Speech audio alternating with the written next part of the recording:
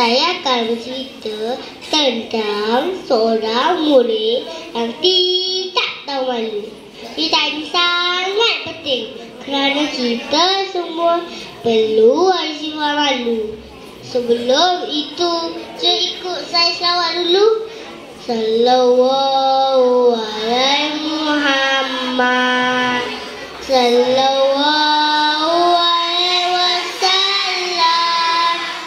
Sallallahu alaihi Muhammad.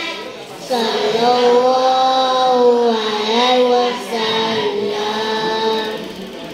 Kawan-kawan semua, di sebuah tadika ada seorang murid yang bernama Amin. Amin seorang yang comel dan bijak, tetapi dia tidak tahu malu.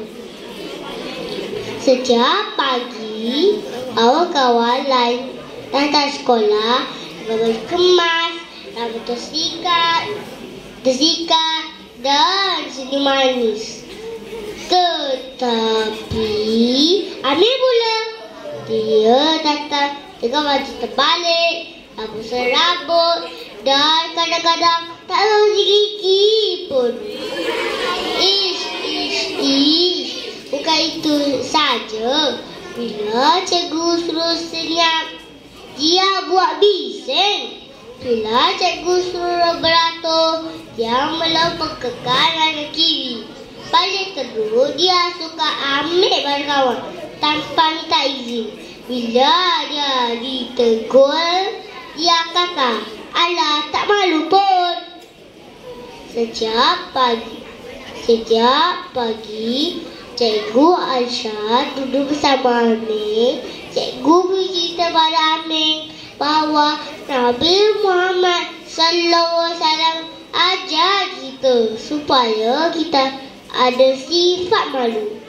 Malu takut, tapi malu buat salah. Malu tak hormat orang. Malu tak jaga adab. Kawan-kawan semua, Rasulullah SAW bersabda, "Istahyu idallahi haqqa haya." Yang bermaksud, malulah kepada Allah dengan sebenar-benar malu. Hadis ini ajar kita supaya kita ada sifat malu. Kalau kita bersalah, orang nampak. Kalau kita cakap bohong, orang dengar. Kawan-kawan semua, kalau kita malu kepada Allah, jadi anak yang baik. Kita akan jaga mulut, jaga mata, jaga hati, dan dengan cakap ibu bapa dan cikgu. Si anak rusa bermain dahulu, hujan turun, baju basah. Bila sifat malu jadi indah dan mudah. Sejak itu, Amin bermula berubah. Dia mula jaga pakaian, ikut arahan cikgu. Sebelum ambil barang kawan tanpa minta izin dan selalu minta maaf pada kawan-kawan. Kawan-kawan pun makin sayang Amin.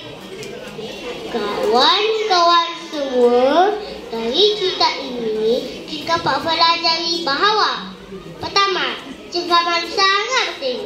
Kedua, malu menjaga kita daripada buat perkara tidak baik. Ketiga, Nabi Muhammad SAW sangat suka orang yang ada sifat malu. Sekian saja cerita saya. Terima kasih cikgu-cikgu dan kawan-kawan. Sekian, terima kasih.